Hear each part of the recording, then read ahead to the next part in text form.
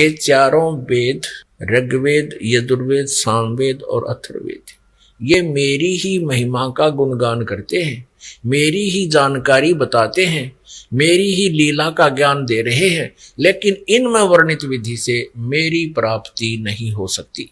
और जिस वेद से मैं मिलूं, ये चारों वेद जानते नहीं, वो सच्चिदानंद घन ब्रह्म की वाणी में है। और यही पवित्र श्रीमद् भगवत गीता जी कह रही है चौथे अध्याय के 32वें श्लोक में कि इस प्रकार का धार्मिक यज्ञों की जानकारी, धार्मिक अनुष्ठानों की, साधनाओं की जानकारी सच्चिदानंद घन ब्रह्म की वाणी में विस्तार से कहा गया है।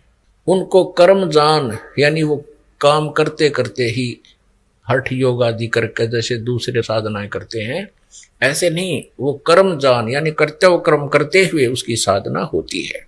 और उसको जानकर उसके अनुसार साधना करने से तो सभी कर्मों से छूट जाएगा, मुक्त हो जाएगा। गीता जी अध्याय नंबर 4 के श्लोक नंबर 34 में कहा कि उस ज्ञान को तू तत्वदर्शी संतों के पास जाकर समझ, और वो तत्वदर्शी संत तुझे परमात्म तत्व का ज्ञान देंगे। यदि गीता ज्ञान दाता को वो ज्ञान होता तो 18 अध्याय जो उन्होंने बोले कहे श्री कृष्ण जी के द्वारा, तो 1-2 अध्याय और भी लिख देता। ये लिखने की आवश्यकता नहीं थी, किसी तत्वदर्शी संत के पास जाकर समझ।